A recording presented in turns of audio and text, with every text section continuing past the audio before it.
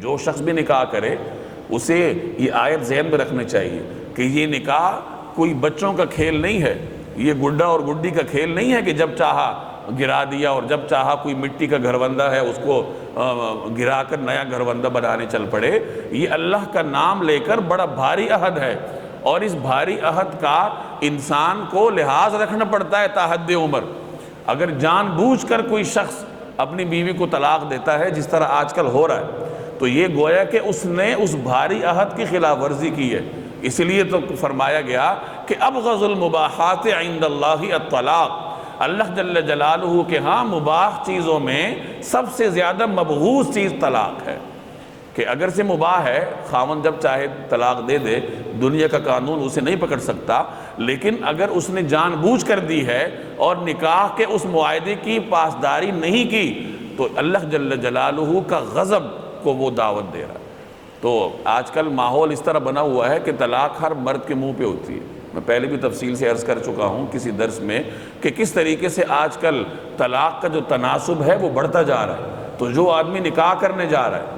تو نکاح کرنے والے شخص کو نکاح کرنے سے پہلے ان چیزوں کی تعلیم دینا چاہیے، اور کہ بیوی کے ساتھ نباہ کیسے ہوگا، طلاق نکاح کو برقرار کیسے رکھا جائے گا۔ تو چونکہ آج کل قرآن کریم کون پڑھتا ہے، لوگ بڑی بڑی ڈگریاں لے کے نکاح کر لیتے ہیں۔ اب جو ڈگریاں اس نے لی ہیں ان میں تو کہیں نہیں لکھا ہوا کہ نکاح کتنی ایک اہم چیز ہے، یا جہاں تم نے دستخط کیے ہیں وہ کتنی اہم ترین دستاویز ہے، یا بیوی کے حقوق کیا ہیں، یا طلاق اللہ کے ہاں کتنی مبغوض ہے، یہ یونیورسٹی میں یا کالج کے کسی سلیبس میں ہے؟ کہیں نہیں ہے۔ تو جب ایک مرد کو پتہ ہی نہیں ہے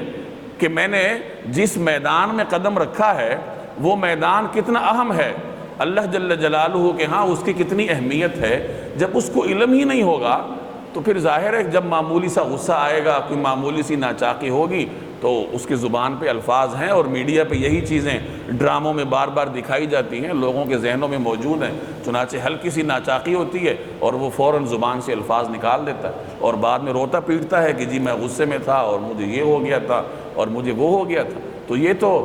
اپنے غصے پر قابو پانے کا امتحان ہے۔ تو جو شخص بھی نکاح کرے، نکاح کرنے سے پہلے ہر آدمی اپنی اولاد کو یہ چیزیں بتایا کرے کہ نکاح کتنی اہم چیز ہے۔